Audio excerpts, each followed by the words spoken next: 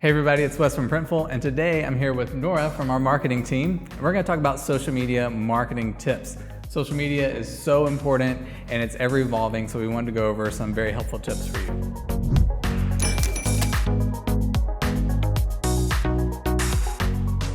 So when it comes time to talk about social media marketing, I think one of the biggest things we should talk about is video content, right? It kind of seems to be the biggest, most important thing right now. Yeah, video is definitely something that you want to start sharing on social media. It's a huge trend that you should get in on, and there's a lot of reasons for that. So first of all, studies show that people tend to prefer looking at a video of a product before they actually visit the site to buy it. Secondly, people prefer watching a video to learn about a product or service they're interested in instead of reading text about it. And third, it just has a pretty high ROI in terms of getting traffic and driving people to your store. So video marketing is a huge trend that's going to keep growing on social media. And if you look at a platform like Facebook, for example, video is definitely king in terms of content sharing and advertising. You mentioned that video is king on Facebook, and that's not necessarily the case with some of the other platforms like Instagram, for example. Photos are still doing so much more better in terms of interactions and people actually leaving comments and paying attention to the content you're putting out there versus videos. So it's very interesting. Just to make a little note there, so maybe not necessarily stress out over creating a video just for Instagram when what the people on Instagram want is photos. It definitely depends on the social media channel you're targeting. Like, yeah, videos are very popular on Facebook, on Instagram, maybe not so much, and photos are still more popular there in terms of engagement. But whatever you do when it comes to video marketing is keep it simple. You don't have to overcomplicate it. Videos used to be very complicated and pricey to create if you didn't have the resources or equipment or just the capacity to outsource it. But now, thanks to market demand and just new technology developments, there's so many more tools out there that will help you create videos. Like there's a tool that can help you transform a blog post into a video, or you can just use a site like Placeit to create really basic video mock-ups of your products and use them for your store. So yeah, just keep it simple and don't overcomplicate it. Yeah, Placeit is super awesome, and it's really great for creating product videos, which is really important and people really like that. But even then you're talking about being simple, and you can even be even more like simple than having to do any type of production stuff. Just little video selfies showing a very personal side of you and your business is really up and coming and really important just to help personalize things more with your customer base, and that kind of brings them into your world a little bit more. So you can do really fun product announcements or sell announcements, promotional events, by giving that personal touch, which kind of brings us to our next point of yeah, speaking of simplicity, disappearing stories are another simple video method that you can use on a lot of different social media platforms. It's pretty popular across the board. And one reason for that is because it helps you connect more personally to your audience. So instead of a person just seeing like a super perfect branded image from your company, they can see a more human, personal side, like maybe a sneak peek of a new product, a behind the scenes video. It's a very, very easy way to connect with your audience that way.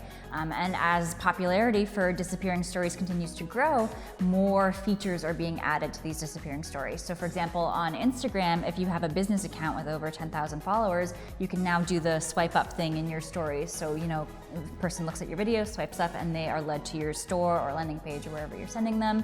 Another thing is you can do the AMA thing on stories, so you can interact with your customers directly. They can ask you questions and then you can answer them. And again, it's a nice way to connect with your audience. And then finally, Instagram is now allowing you to show ads in stories as well. So that's something that's also developing and growing in terms of stories. And one thing that is important to remember is, like you said, it's just really a great chance to be personal with your client base, your customers.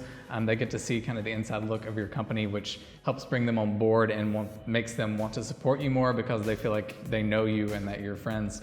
Yeah, so when it comes to personalization, you can look at social media advertising and really find that this is where social media is headed in personalization.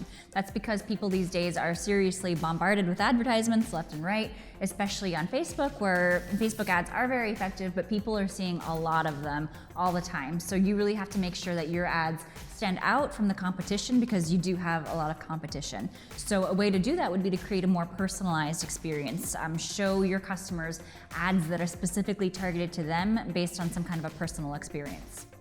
Cool. So how do I do that? How do we personalize ads? What are some ways that we can do that?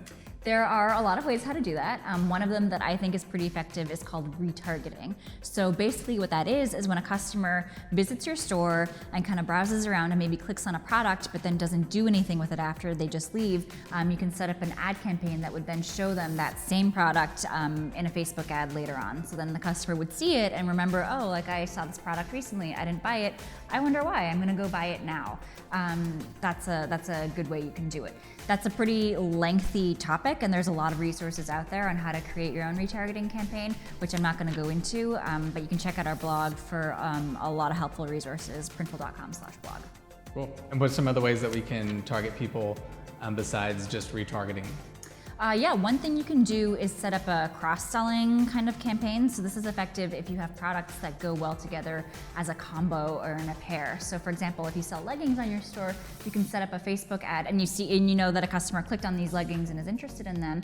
You can set up a campaign that shows leggings with like a sports bra, or create some kind of a nice sporty complex, and use both of those products in an ad. Another thing you can do is show ads based on geographical location.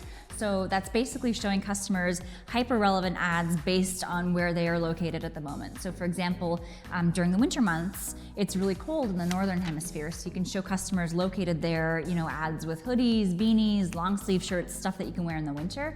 But at the same time, in the southern hemisphere, it's really hot. So then you can show ads for tank tops or towels, bikinis, that kind of thing. So it's really about sending the right message based on where your customer is located and what is relevant to them based on where they're located. With all this talk about social media, I think it's important to talk about how people are digesting their social media. And it's not so much on a desktop anymore, it's mainly on people's phones. So it's really important to start creating all of your things with mobile in mind.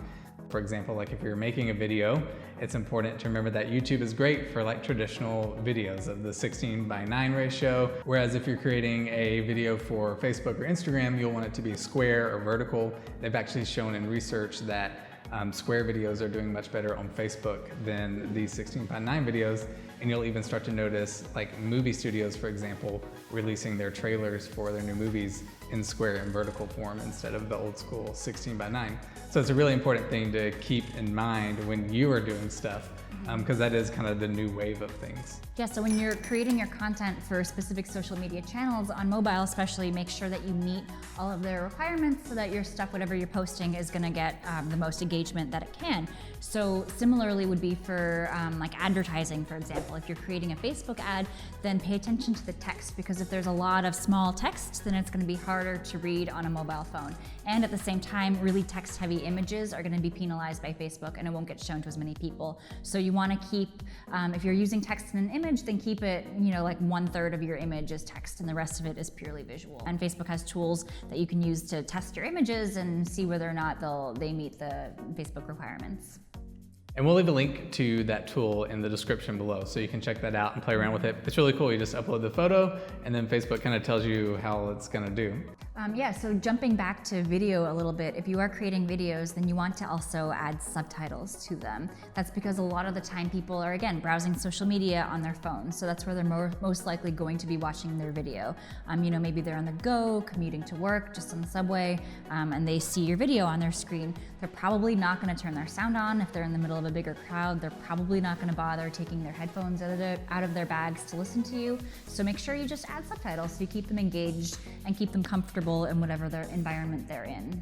So I think at the end of the day, a lot of it is gonna be based on putting yourself in the shoes of your customer. So think to yourself, would I turn a video on with sound while I'm on the bus or commuting to work at the grocery store?